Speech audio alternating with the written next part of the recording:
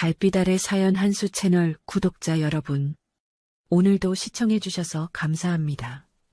행복하고 즐거운 시간 되시길 바라며 오늘의 사연 시작하겠습니다.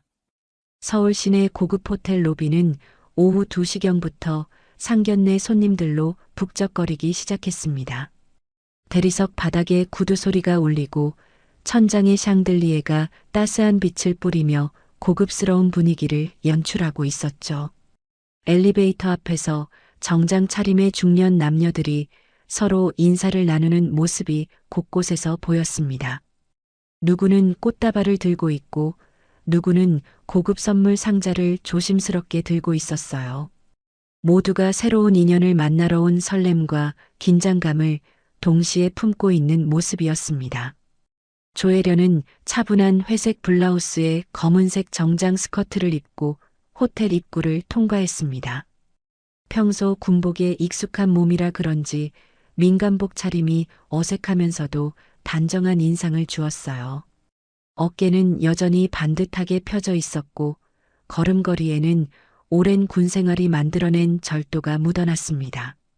하지만 오늘만큼은 그 딱딱함을 최대한 누르려 노력하고 있었죠.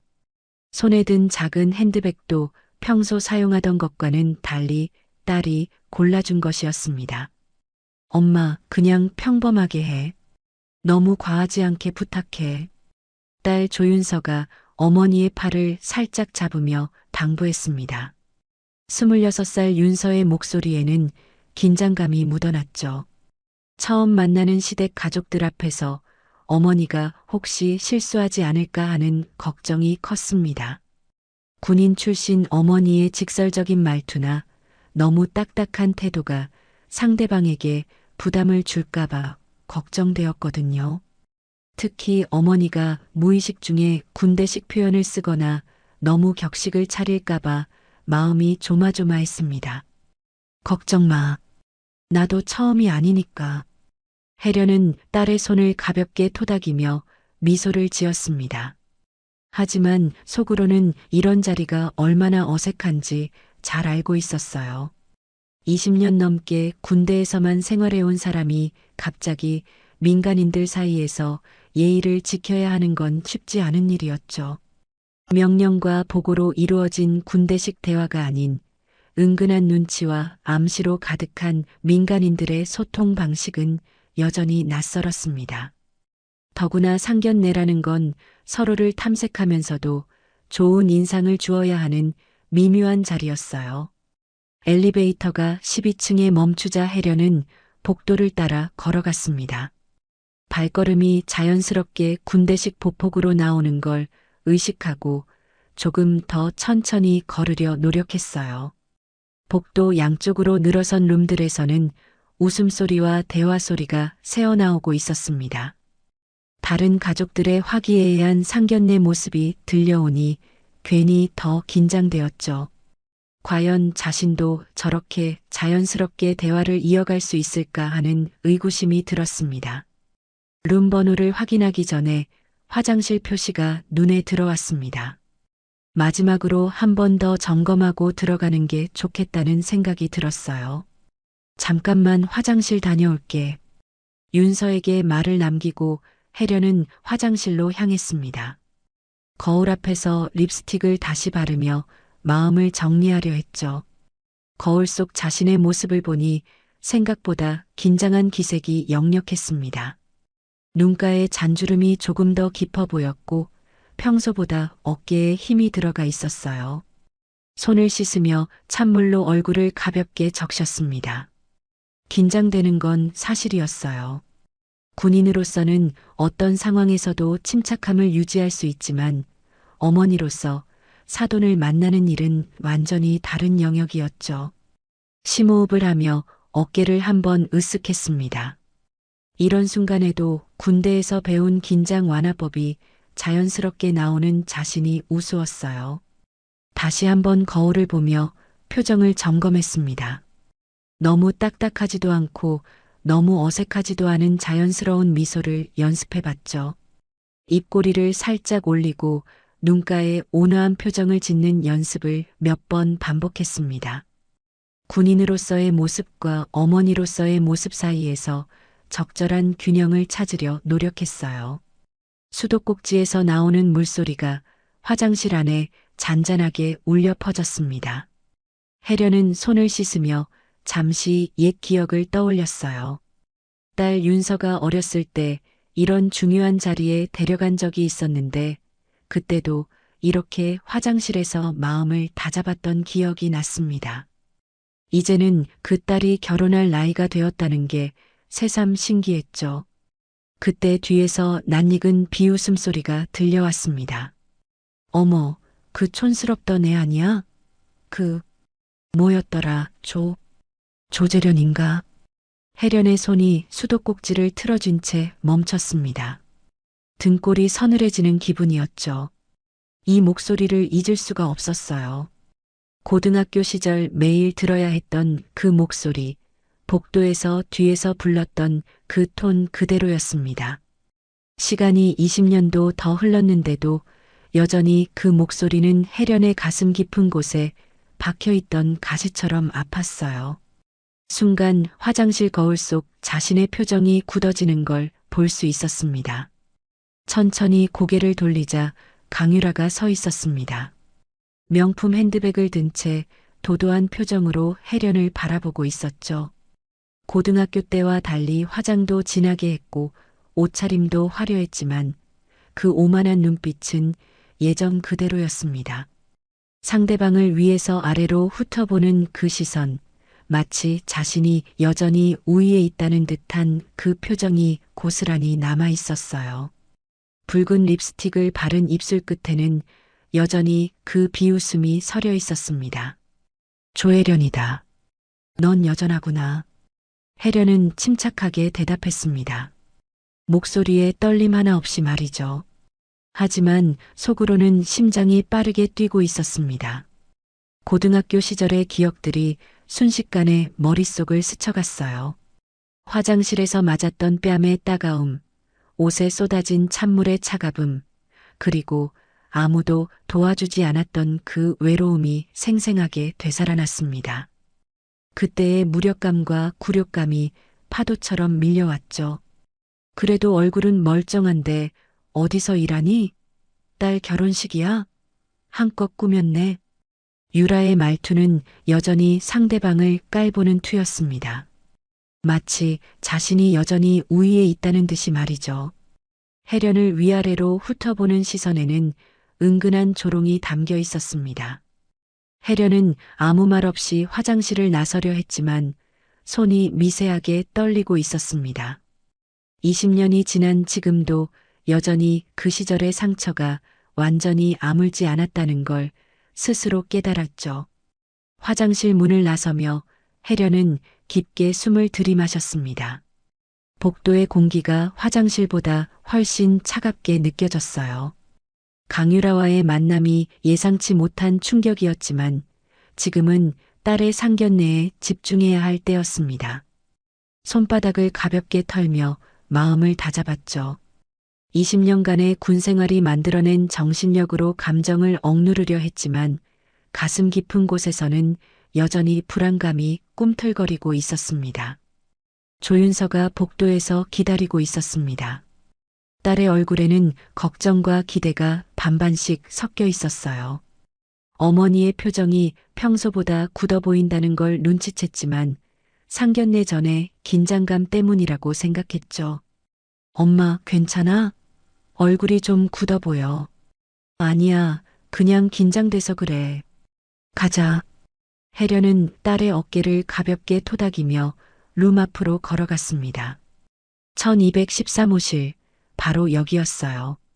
문 너머로 대화 소리가 들려왔습니다.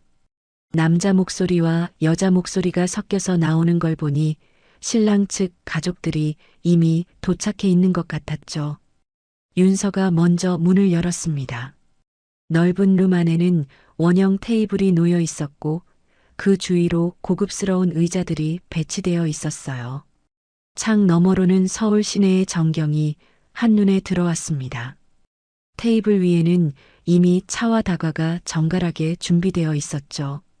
어서 오세요. 신재민이 일어나 인사했습니다.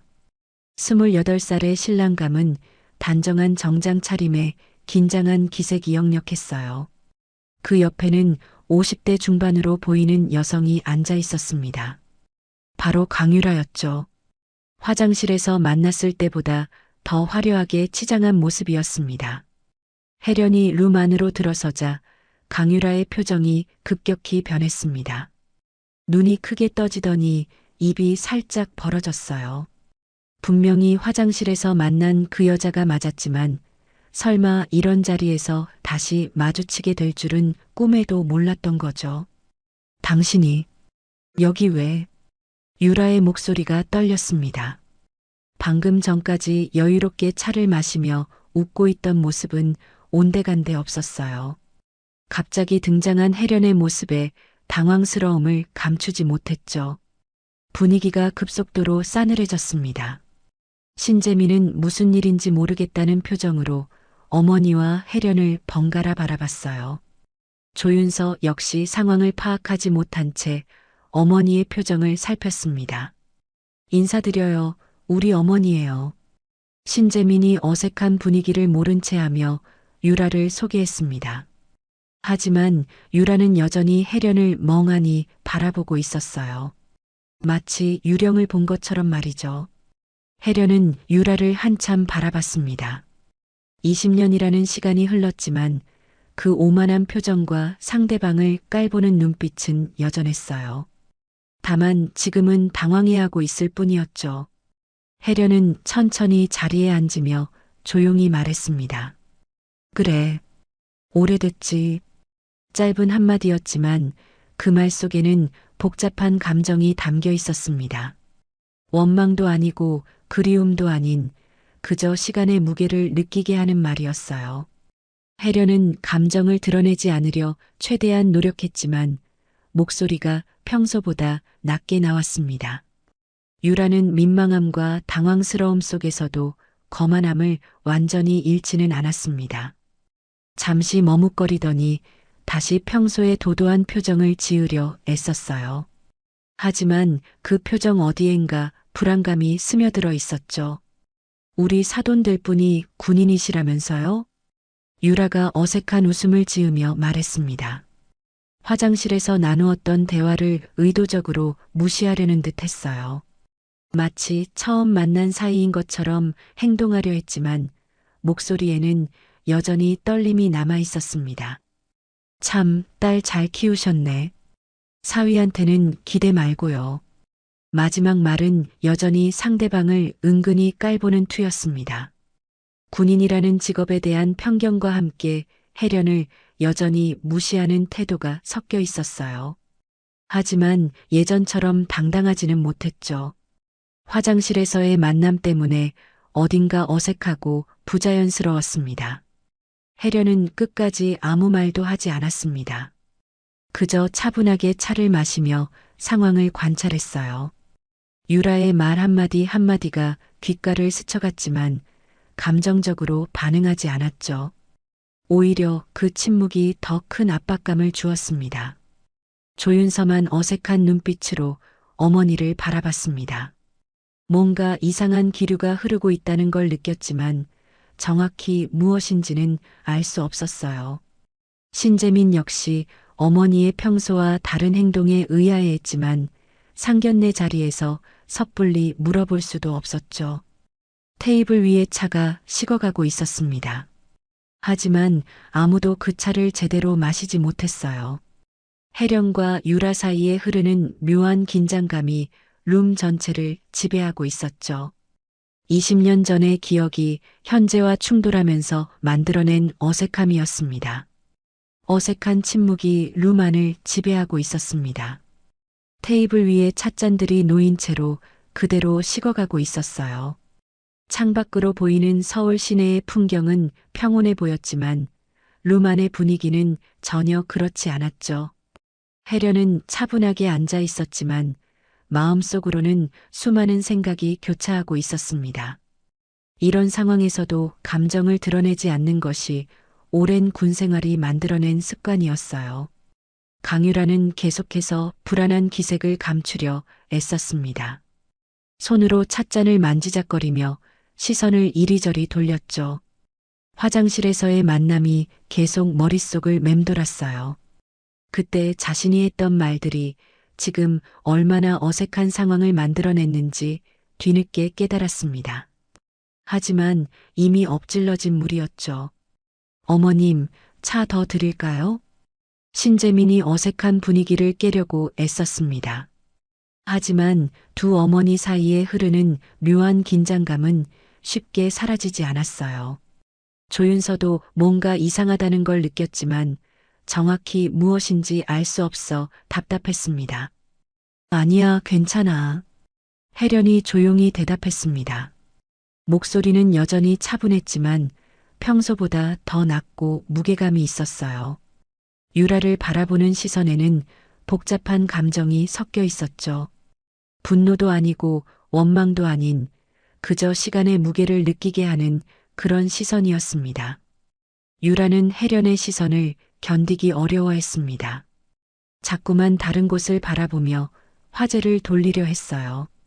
하지만 무슨 말을 해야 할지 모르겠더군요.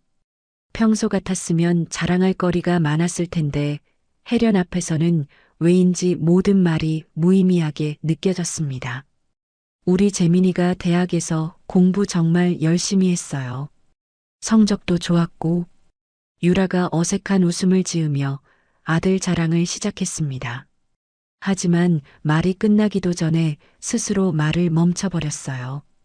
혜련의 표정이 별로 관심 없어 보였거든요.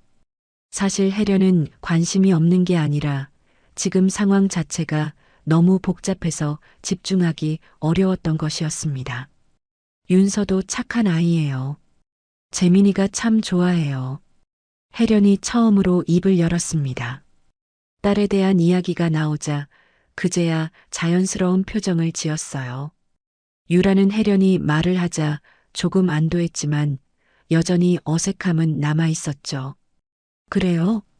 우리 재민이도 윤서 씨를 정말 좋아해요. 집에서 윤서 씨 이야기만 하니까요. 유라가 억지로 밝은 표정을 지으며 대답했습니다. 하지만 그 표정 어디엔가 부자연스러움이 스며들어 있었어요. 평소라면 이런 상황에서 상대방을 은근히 깔보는 말을 했을 텐데 혜련 앞에서는 왜인지 그럴 수가 없었습니다. 혜련은 유라의 말을 들으며 고개를 끄덕였습니다. 하지만 마음속으로는 복잡한 감정이 교차하고 있었어요. 20년 전 자신을 괴롭혔던 그 사람이 지금은 자신의 사돈이 될 사람이라는 게 아이러니했죠. 인생이 정말 예측할 수 없다는 걸 새삼 느꼈습니다. 군인이시면 어느 부대에서 근무하세요? 유라가 조심스럽게 물었습니다. 혜련의 직업에 대해 좀 더 알아보려는 시도였어요. 하지만 동시에 여전히 혜련을 우습게 보는 마음이 남아 있었죠. 군인이라는 직업에 대한 편견도 섞여 있었습니다. 그냥 일반적인 부대야. 혜련이 간단히 대답했습니다. 자신의 계급이나 지위에 대해서는 굳이 말하지 않았어요. 이런 자리에서 그런 이야기를 하는 것이 적절하지 않다고 생각했죠. 무엇보다 유라에게 자신의 성공을 과시하고 싶지 않았습니다. 아, 그러세요. 유라는 뭔가 시원하지 않은 대답에 조금 답답해했습니다. 좀 더 구체적인 정보를 알고 싶었지만 혜련이 말을 아끼는 것 같아서 더 이상 묻지 못했어요. 어딘가 거리감이 느껴졌죠. 조윤서는 어머니의 평소와 다른 모습에 의아해했습니다. 평소라면 이런 자리에서 좀 더 적극적으로 대화에 참여했을 텐데 오늘은 왜 이렇게 조용한지 이해할 수 없었어요. 신재민도 마찬가지였죠. 어머니가 평소보다 많이 위축되어 보였습니다. 그런데 우리 전에 어디서 만난 적 있나요? 유라가 갑자기 물었습니다. 화장실에서의 만남을 의도적으로 무시하려고 했지만 결국 참을 수 없었어요. 혜련의 얼굴이 너무 낯익었거든요. 하지만 동시에 그 대답이 두렵기도 했죠. 혜련은 잠시 침묵했습니다. 유라의 눈을 똑바로 바라보며 천천히 입을 열었어요. 글쎄, 그럴 수도 있지. 모호한 대답이었습니다. 하지만 그 말 속에는 깊은 의미가 담겨 있었어요. 혜련은 굳이 과거를 들추어내고 싶지 않았지만 동시에 유라의 질문을 완전히 무시할 수도 없었죠. 이 정도의 답변이 적당하다고 생각했습니다. 유라는 혜련의 대답에 더욱 불안해졌습니다. 분명히 뭔가 있는 것 같은데 정확히 무엇인지 확신할 수 없었어요. 화장실에서의 만남도 우연이라고 생각하려 했지만 이상하게 신경이 쓰였습니다. 룸 안의 분위기는 여전히 어색했습니다. 두 젊은이들은 부모님들 사이에 묘한 긴장감을 감지했지만 어떻게 해야 할지 몰라 그저 서로를 바라보며 눈치만 보고 있었어요. 상견례가 이렇게 어색할 줄은 몰랐죠. 상견례는 계속 어색한 분위기 속에서 진행되고 있었습니다. 혜련은 여전히 말을 아끼며 조용히 앉아 있었고 유라는 불안한 기색을 감추려 애쓰고 있었어요. 신재민과 조윤서는 부모님들 사이에 묘한 긴장감을 느끼며 서로 걱정스러운 눈빛을 주고받았죠. 이런 분위기에서는 결혼 이야기를 꺼내기도 어려웠습니다. 아버님이 좀 늦으실 것 같아요. 회사 일이 있으셔서. 신재민이 어색한 침묵을 깨뜨리려 애썼습니다. 아버지가 늦는다는 사실을 미리 알려드리는 게 예의라고 생각했어요. 하지만 동시에 이 어색한 분위기가 아버지가 오시면 좀 나아질까 하는 기대도 있었죠. 괜찮아요. 바쁘실 수 있죠. 혜련이 차분하게 대답했습니다. 목소리는 여전히 낮고 무게감이 있었어요. 유라는 혜련의 침착한 태도가 오히려 더 부담스러웠죠. 예전 같았으면 자신이 상황을 주도했을 텐데 지금은 왜인지 혜련 앞에서 위축되는 기분이었습니다. 그런데 결혼식은 언제쯤 생각하고 계세요? 유라가 화제를 돌리려 노력했습니다. 하지만 목소리에는 여전히 어색함이 남아 있었어요. 혜련을 바라보는 시선도 예전처럼 당당하지 못했죠. 뭔가 꺼림칙한 기분이 계속 마음 한구석에 자리 잡고 있었습니다. 아직 구체적으로 정하지는 않았어요. 천천히 준비하려고요. 조윤서가 대답했습니다. 어머니가 평소보다 말이 없어서 자신이 더 많이 이야기해야 한다고 생각했어요. 하지만 어머니의 표정을 보니 뭔가 불편해하는 것 같아서 걱정이 되었죠. 혜련은 딸의 말을 들으며 고개를 끄덕였습니다. 결혼 준비에 대한 이야기는 중요했지만 지금 상황에서는 집중하기 어려웠어요. 유라와 마주 앉아 있다는 사실 자체가 너무 비현실적이었죠. 20년 전의 기억들이 자꾸만 머릿속을 스쳐갔습니다. 우리 재민이가 윤서 씨한테 정말 잘해줘요. 집에서도 항상 윤서 씨 걱정을 하고 유라가 아들 자랑을 하며 분위기를 밝게 만들려 했습니다. 하지만 말을 하면서도 계속 혜련의 반응을 살폈어요. 혜련이 어떤 표정을 짓는지, 어떤 반응을 보이는지 궁금했죠. 동시에 왜 이렇게 혜련의 눈치를 보게 되는지 스스로도 이해할 수 없었습니다. 바로 그때 룸문이 열리면서 중후한 목소리가 들려왔습니다. 죄송합니다.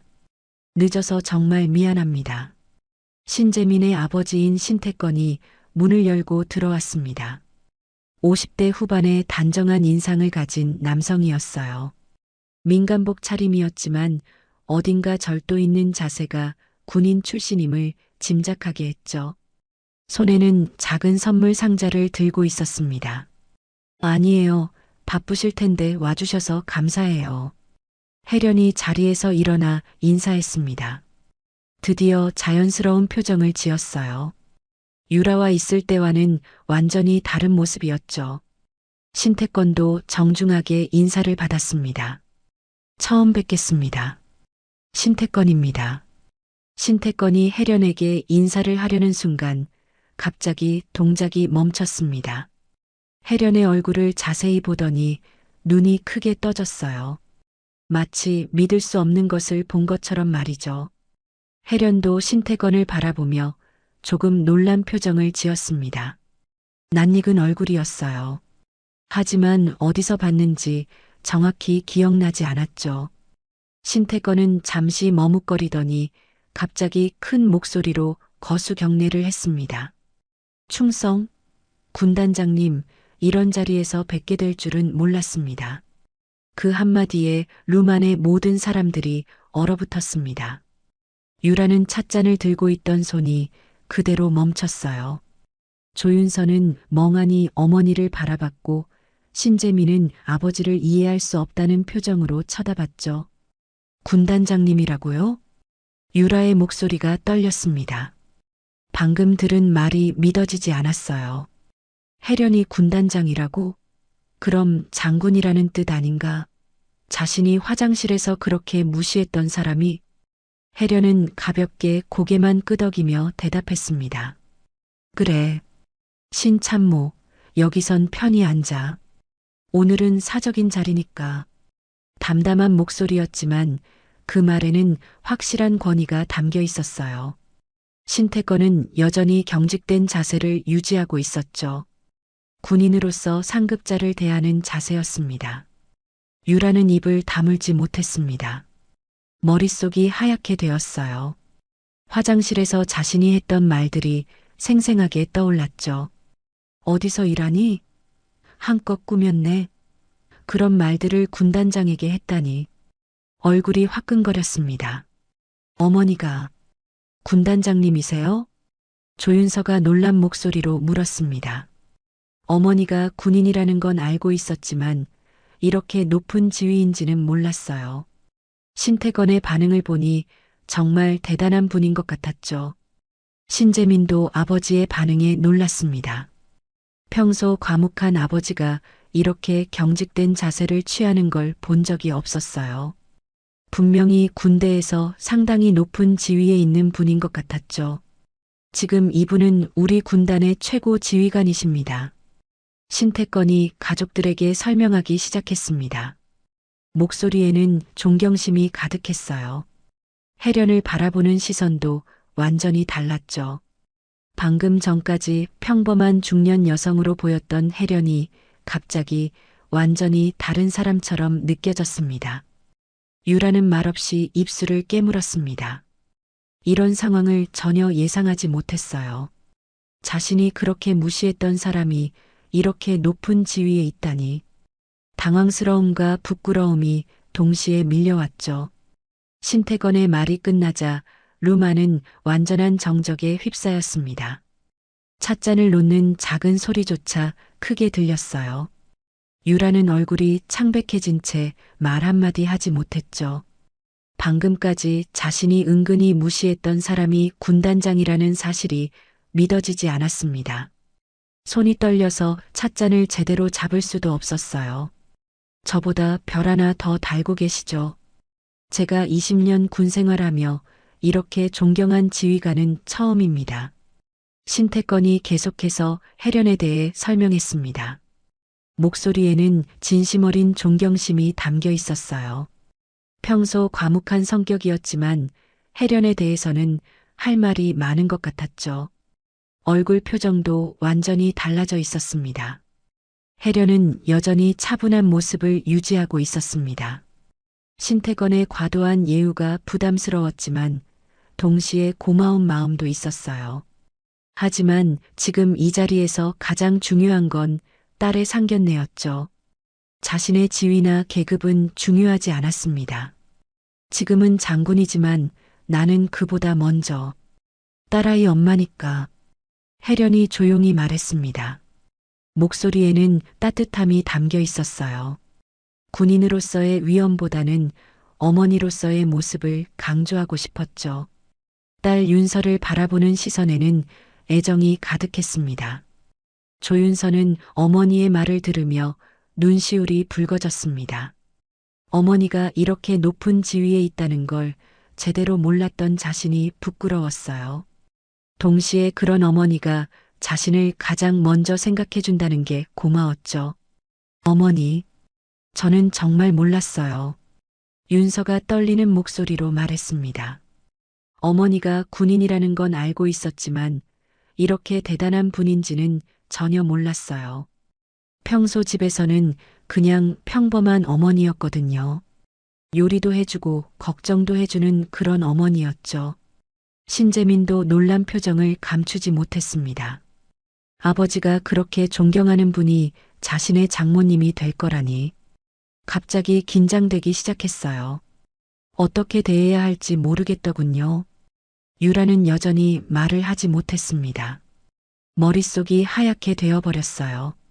화장실에서 자신이 했던 말들이 계속 떠올랐죠. 어디서 일하니? 한껏 꾸몄네. 그런 말들을 군단장에게 했다니. 얼굴이 화끈거렸습니다. 더 심각한 건 고등학교 시절의 기억들이었습니다. 자신이 혜련을 그렇게 괴롭혔던 일들이 생생하게 떠올랐어요. 화장실에서 때리고 물을 끼얹고 모욕적인 말들을 했던 기억들이 파도처럼 밀려왔죠. 그런 사람이 지금은 군단장이라니. 그런데 어떻게 저희 아버지와 아시는 거예요? 신재민이 조심스럽게 물었습니다. 아버지가 어머니를 이렇게 존경하는 이유가 궁금했어요. 분명히 군대에서 함께 근무했던 것 같았죠. 신 참모는 나와 함께 여러 작전을 수행했어. 정말 믿을 만한 부하였지. 혜련이 신태건을 바라보며 말했습니다. 목소리에는 동료에 대한 신뢰가 담겨 있었어요. 군대에서 함께 고생했던 동료를 바라보는 시선이었죠. 신태건은 혜련의 말을 듣고 더욱 감격한 표정을 지었습니다. 상급자로부터 이런 평가를 받는다는 건 군인에게는 최고의 영광이었어요. 특히 혜련 같은 지휘관에게서 받는 칭찬은 더욱 의미가 컸죠. 과찬입니다, 군단장님. 제가 더 많이 배웠습니다. 신태건이 겸손하게 대답했습니다.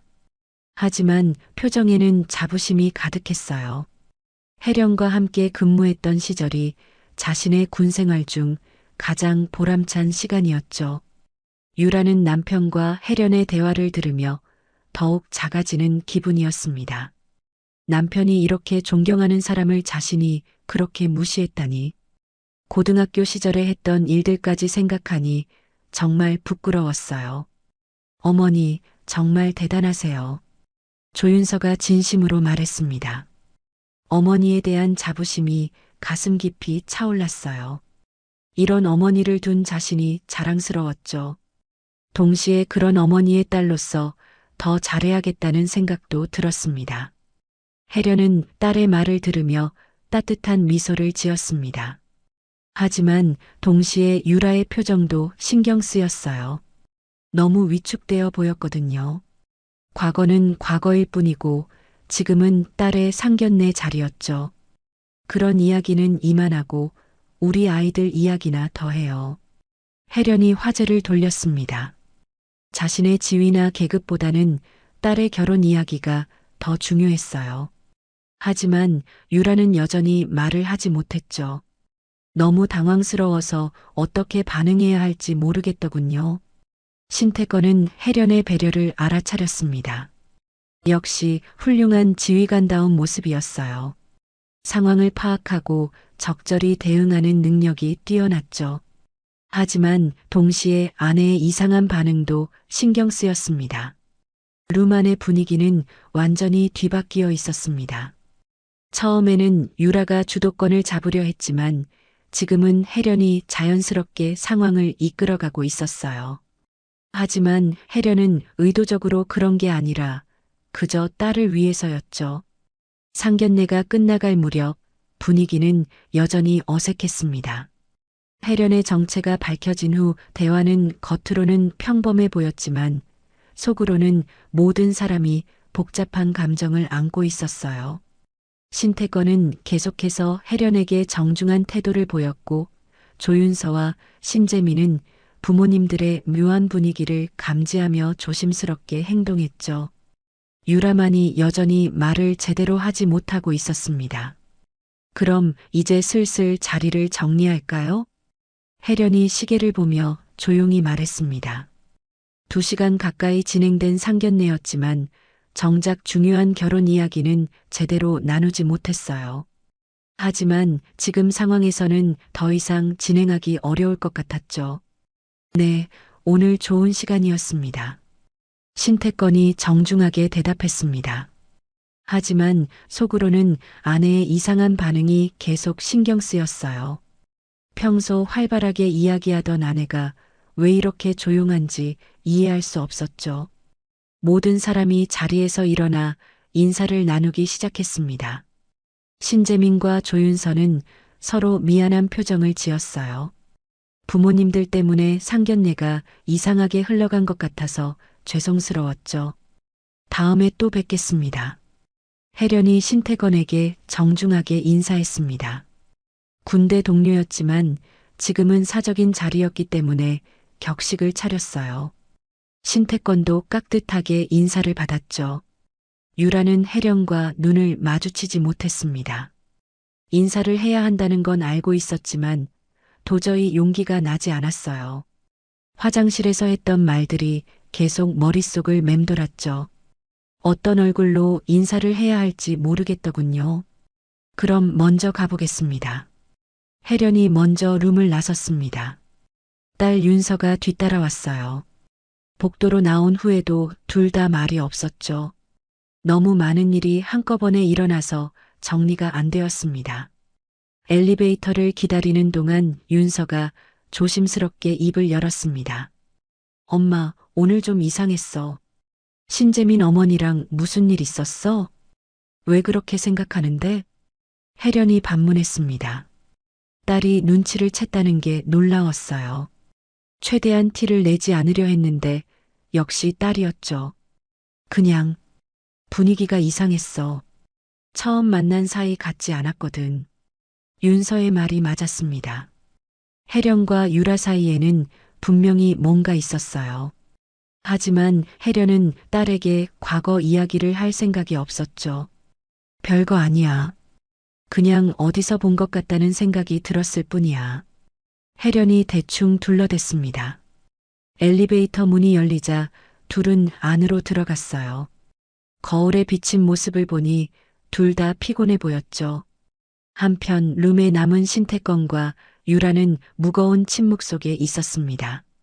신재민은 먼저 나가고 부부만 남게 되었어요. 신태건은 아내의 이상한 반응을 더 이상 참을 수 없었죠. 여보, 오늘 왜 그랬어? 평소 같지 않았는데. 신태건이 조심스럽게 물었습니다. 아내가 이렇게 위축된 모습을 본 적이 없었어요. 특히 상견례 같은 자리에서는 더욱 활발해야 하는데 말이죠. 유라는 대답하지 못했습니다. 남편에게 고등학교 시절 이야기를 할 수도 없었고 오늘 화장실에서 있었던 일도 말할 수 없었어요. 너무 부끄러웠죠. 그냥 긴장됐나 봐. 유라가 겨우 대답했습니다. 하지만 목소리에는 확신이 없었어요. 신태건은 뭔가 이상하다는 걸 느꼈지만 더 이상 묻지 않았죠. 군단장님이 우리 사돈이 되시다니 정말 영광이야. 신태건이 감탄하며 말했습니다. 진심 어린 존경심이 담긴 목소리였어요. 혜련과 함께 근무했던 시절이 자신의 군 생활 중 가장 보람찬 시간이었죠. 그분이 그렇게 대단한 분이야? 유라가 떨리는 목소리로 물었습니다. 남편의 반응을 보니 혜련이 정말 높은 지위에 있다는 걸 실감했어요. 자신이 얼마나 큰 실수를 했는지 깨닫기 시작했죠. 대단한 분이지. 군에서 여성이 그 자리까지 올라가는 건 정말 어려운 일이야. 실력도 뛰어나고 인품도 훌륭하셔. 신태건의 설명을 들으며 유라는 더욱 작아지는 기분이었습니다. 그런 사람을 자신이 그렇게 무시했다니. 고등학교 시절에 했던 일들까지 생각하니 정말 부끄러웠어요. 이때 화장실 근처에서 혜련과 유라가 마주쳤습니다. 혜련이 마지막으로 화장실을 들르려 했는데 유라도 같은 생각이었던 거죠. 복도에서 두 사람이 마주 서게 되었습니다. 잠깐만. 유라가 혜련을 붙잡았습니다. 용기를 내서 말을 걸었어요. 이대로 헤어질 수는 없었죠. 뭔가 정리를 해야 할 것 같았습니다. 혜련은 걸음을 멈추고 유라를 바라봤습니다. 복도 조명 아래에서 유라의 얼굴이 창백해 보였어요. 뭔가 말하고 싶어 하는 것 같았죠. 미안했어. 그땐 우리가 철이 없었지. 유라가 떨리는 목소리로 말했습니다. 고등학교 시절에 대한 사과였어요. 하지만 진심보다는 혜련의 지위를 알고 나서 하는 사과 같았죠. 혜련은 유라의 눈을 똑바로 바라봤습니다. 20년이 지난 지금에서야 사과를 받게 되었지만 그 사과가 진심인지 의심스러웠어요. 만약 자신이 여전히 평범한 사람이었다면 사과를 받을 수 있었을까요? 철이 없었던 게 아니야. 넌 지금도 내가 누구인지 보기 전까진 철 하나 없었어. 혜련의 말은 차갑고 날카로웠습니다. 유라의 사과가 진심이 아니라는 걸 꿰뚫어 본 거죠. 지위를 알고 나서야 하는 사과라면 의미가 없었습니다. 유라는 아무 말도 못했습니다. 혜련의 말이 정확했기 때문이었어요. 만약 혜련이 여전히 평범한 사람이었다면 자신은 사과하지 않았을 거였죠. 부끄러움과 자괴감이 동시에 밀려왔습니다. 유라는 혜련의 날카로운 말을 듣고 고개를 돌렸습니다. 할 말이 없었어요. 정말 혜련의 말이 맞았으니까요. 만약 혜련이 여전히 평범한 사람이었다면 자신은 절대 사과하지 않았을 거였죠. 아니, 오히려 더 무시했을지도 모르겠습니다. 복도 조명 아래에서 유라의 얼굴은 더욱 창백해 보였어요. 혜련은 유라가 돌아서는 모습을 지켜봤습니다. 20년 전에도 이런 식이었죠. 뭔가 잘못된 걸 알면서도 제대로 사과하지 않고 그냥 돌아서 버리는 모습이었어요. 사람은 쉽게 변하지 않는다는 걸 새삼 느꼈습니다. 그때 넌 날 때렸지만 지금은 누가 거수 경례를 하지? 혜련이 유라의 뒷모습을 향해 조용히 말했습니다.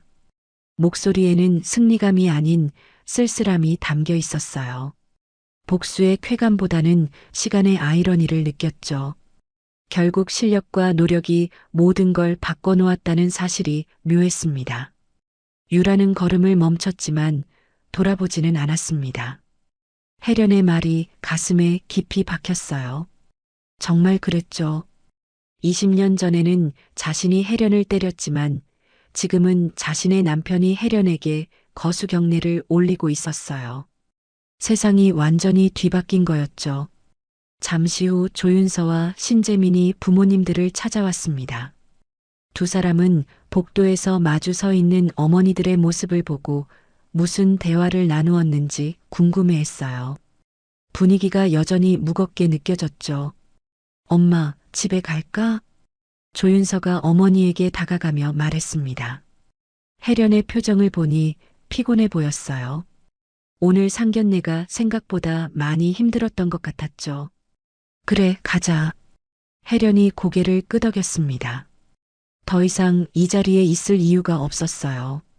유라와 할 말도 다 했고 딸의 상견례도 어찌저찌 끝났으니까요. 신재민은 어머니 유라에게 다가갔습니다. 어머니의 표정이 평소와 많이 달라 보였어요. 무슨 일이 있었는지 궁금했지만 이런 자리에서 묻기는 어려웠죠. 어머니, 괜찮으세요? 신재민이 걱정스러운 목소리로 물었습니다. 유라는 고개를 끄덕였지만 표정은 여전히 어두웠어요. 아들 앞에서 이런 모습을 보이기 싫었지만 감정을 완전히 숨기기는 어려웠죠. 응, 괜찮아. 그냥 피곤해서 그래. 유라가 대답했습니다. 하지만 목소리에는 여전히 떨림이 남아 있었어요. 혜련과의 만남이 너무 충격적이었죠. 특히 혜련이 군단장이라는 사실을 알게 된 후로는 더욱 그랬습니다. 네 사람은 함께 엘리베이터로 향했습니다. 하지만 대화는 거의 없었어요. 조윤서와 신재민만이 간간히 눈빛을 주고받았죠. 부모님들 사이에 무슨 일이 있었는지 궁금했지만 직접 묻기는 어려웠습니다. 엘리베이터 안에서도 침묵이 흘렀습니다. 혜련은 창밖을 바라보며 생각에 잠겨 있었고 유라는 바닥만 쳐다보고 있었어요. 두 젊은이는 서로를 바라보며 걱정스러운 표정을 지었죠. 로비에 도착해서 인사를 나누었습니다. 하지만 여전히 어색한 분위기였어요. 특히 유라는 혜련과 제대로 눈을 마주치지 못했죠. 다음에 또 뵙겠습니다. 신재민이 예의 바르게 인사했습니다. 혜련도 정중하게 인사를 받았어요. 하지만 유라는 여전히 고개를 숙이고 있었죠. 조윤서가 신재민에게 다가가 귓속말을 했습니다. 엄마, 진짜 군단장이었어? 너무 놀라웠어. 응, 나도 몰랐어. 아버지 반응 봤지? 정말 존경하시는 것 같더라. 신재민이 대답했습니다. 아버지가 그렇게 경직된 자세를 취하는 걸 본 적이 없었어요. 분명히 혜련이 대단한 분이라는 걸 알 수 있었죠. 우리 엄마가 그렇게 대단한 분이었다니. 자랑스러워. 조윤서가 미소를 지으며 말했습니다. 어머니에 대한 자부심이 가슴 깊이 차올랐어요. 이런 어머니를 둔 자신이 정말 행복했죠. 혜련은 딸의 말을 들으며 따뜻한 미소를 지었습니다. 딸이 자신을 자랑스러워한다는 게 가장 큰 보상이었어요. 군인으로서의 성공보다도 더 소중한 일이었죠. 그런데 엄마, 신재민 어머니랑 정말 처음 만난 거야? 조윤서가 다시 물었습니다. 아까부터 계속 신경 쓰였던 부분이었어요. 분명히 뭔가 있는 것 같았죠. 글쎄, 어디서 본 것 같기도 하고. 혜련이 모호하게 대답했습니다. 딸에게 자세한 이야기를 할 생각은 없었어요. 과거는 과거일 뿐이고 지금은 딸의 미래가 더 중요했죠. 아, 그래. 그럼 인연이네. 조윤서가 밝게 말했습니다. 어머니의 표정이 조금 나아진 것 같아서 안심이 되었어요. 처음에는 정말 걱정스러웠거든요. 혜련은 딸의 천진난만한 반응을 보며 쓴웃음을 지었습니다. 인연이라고 할 수 있을까요? 오히려 인연의 장난이라고 해야 할 것 같았어요. 그래도 딸이 행복해한다면 그것으로 충분했죠.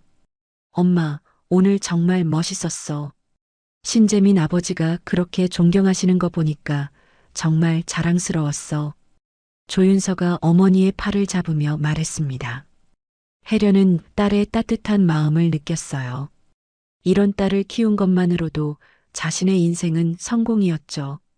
택시에 올라타며 혜련은 창밖을 바라봤습니다. 호텔이 점점 멀어지고 있었어요. 오늘 일어난 모든 일이 꿈 같았죠. 20년 만에 강유라를 만나게 될 줄 누가 알았겠어요.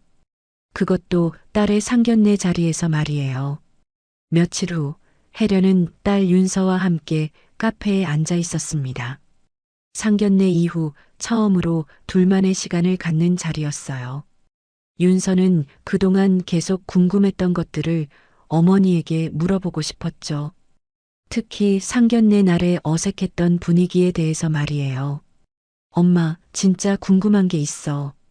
윤서가 커피잔을 들고 조심스럽게 말을 꺼냈습니다. 어머니의 표정을 살피며 눈치를 보았어요. 혹시 불편해할까봐 걱정되었죠. 뭐가 궁금한데? 혜련이 따뜻한 미소를 지으며 물었습니다. 딸이 뭔가 고민이 있다는 걸 눈치챘어요. 상견례 이후 계속 신경 쓰이는 표정이었죠. 엄마가 정말 군단장이었다니. 나는 왜 몰랐을까? 윤서가 진심으로 물었습니다. 어머니가 이렇게 높은 지위에 있다는 걸 제대로 알지 못했던 자신이 부끄러웠어요. 평소에는 그냥 자상한 어머니로만 보였거든요. 집에서까지 군단장일 필요는 없잖아. 나는 그냥 윤서 엄마면 충분해. 혜련의 대답은 담담했습니다. 딸 앞에서는 언제나 그냥 어머니이고 싶었어요. 계급이나 지위보다는 가족이 더 소중했죠.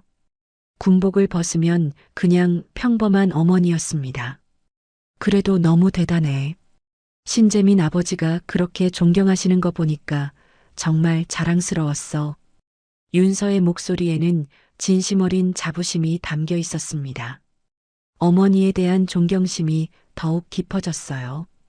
이런 어머니를 둔 자신이 정말 행복했죠. 혜련은 딸의 말을 들으며 마음이 따뜻해졌습니다. 딸이 자신을 자랑스러워한다는 게 가장 큰 보상이었어요. 하지만 동시에 상견례 날의 일들이 떠올랐죠. 그런데 엄마, 신재민 어머니랑 정말 어디서 본 적 있는 거야? 윤서가 다시 물었습니다. 그날의 어색한 분위기가 계속 신경 쓰였어요. 분명히 뭔가 있었던 것 같았죠. 혜련은 잠시 망설였습니다. 딸에게 과거 이야기를 해야 할까요? 하지만 결국 진실을 말하기로 했어요. 딸이 알 권리가 있다고 생각했죠. 사실, 고등학교 때 같은 반이었어. 혜련이 조심스럽게 말했습니다. 딸의 반응을 살피며 천천히 이야기를 시작했어요. 너무 자세한 이야기는 하고 싶지 않았죠. 그럼 친구였어? 윤서가 놀라며 물었습니다. 그렇다면 왜 그렇게 어색했을까요? 오랜만에 만난 친구라면 반가워해야 하는데 말이에요. 친구라고 하기는 좀 복잡해. 혜련이 어려운 표정을 지으며 대답했습니다. 어떻게 설명해야 할지 막막했어요. 딸에게 자신이 왕따 당했다는 이야기를 하기는 어려웠죠. 윤서는 어머니의 표정을 보고 뭔가 좋지 않은 일이 있었다는 걸 눈치챘습니다. 더 이상 묻지 않기로 했어요. 어머니가 불편해하는 것 같았거든요. 그럼 됐어. 과거 일이니까. 윤서가 이해하는 듯 말했습니다. 하지만 속으로는 여전히 궁금했어요. 어머니와 신재민 어머니 사이에 무슨 일이 있었는지 알고 싶었죠. 그런데 엄마 결혼 준비는 어떻게 해야 할까? 윤서가 화제를 돌렸습니다. 어머니의 부담을 덜어주고 싶었어요. 결혼 이야기를 하면 어머니가 좀 더 편해할 것 같았죠. 천천히 준비하면 돼. 급할 거 없어. 혜련이 미소를 지으며 대답했습니다. 딸의 배려를 느꼈어요. 정말 착한 아이였죠. 이런 딸을 키운 것만으로도 자신의 인생은 성공이었습니다. 한편 같은 시간 다른 곳에서 신태건과 유라도 대화를 나누고 있었습니다. 상견례 이후 유라의 이상한 행동이 계속되고 있었어요. 신태건은 더 이상 참을 수 없었죠. 여보, 도대체 무슨 일이야? 군단장님 만나신 후로 계속 이상해. 신태건이 진지하게 물었습니다. 아내의 평소와 다른 모습이 너무 신경 쓰였어요. 분명히 뭔가 있었을 거라고 생각했죠. 유라는 대답하지 못했습니다. 남편에게 어떻게 말해야 할지 모르겠더군요. 고등학교 시절 자신이 혜련을 괴롭혔다는 이야기를 할 수는 없었어요. 그냥 긴장돼서 그래. 유라가 겨우 대답했습니다. 하지만 목소리에는 확신이 없었어요. 신태건은 여전히 의심스러운 표정을 지었죠. 군단장님은 정말 훌륭한 분이야. 존경할 만한 분이지. 신태건이 감탄하며 말했습니다. 혜련에 대한 존경심이 가득한 목소리였어요. 유라는 그런 남편의 모습을 보며 더욱 부끄러워졌죠. 그분이 그렇게 대단한 분이야? 유라가 떨리는 목소리로 물었습니다. 남편의 반응을 보니 혜련이 정말 높은 지위에 있다는 걸 실감했어요. 자신이 얼마나 큰 실수를 했는지 깨달았죠. 당연하지. 여성이 그 자리까지 올라가는 건 정말 어려운 일이야. 실력도 뛰어나고 인품도 훌륭하셔. 신태건의 설명을 들으며 유라는 더욱 작아지는 기분이었습니다. 그런 사람을 자신이 고등학교 때 괴롭혔다니. 지금 생각해도 끔찍했어요. 우리 정말 좋은 사돈을 만났어. 신태건이 기쁜 표정으로 말했습니다. 하지만 유라는 전혀 기쁘지 않았어요. 오히려 두렵고 부끄러웠죠. 그날 밤 혜련은 집에서 혼자 생각에 잠겨 있었습니다. 상견례에서 있었던 일들이 계속 머릿속을 맴돌았어요. 유라와의 만남, 신태건의 거수경례, 그리고 딸의 자랑스러운 표정까지 모든 것이 복합적으로 얽혀 있었죠. 창밖을 바라보며 혜련은 중얼거렸습니다. 예우는 직책 때문이 아니라 살아온 방식 때문이야. 20년 전 화장실에서 맞았던 그 순간부터 지금까지 혜련은 한 번도 굴복하지 않았습니다. 오히려 더 열심히 살았고 더 노력했죠. 그 결과가 지금의 자신을 만들었어요. 유라의 뒤늦은 사과는 진심이 아니었습니다. 혜련의 지위를 알고 나서야 한 사과였죠. 하지만 혜련은 더 이상 상처받지 않았어요. 자신의 가치를 스스로 증명했으니까요.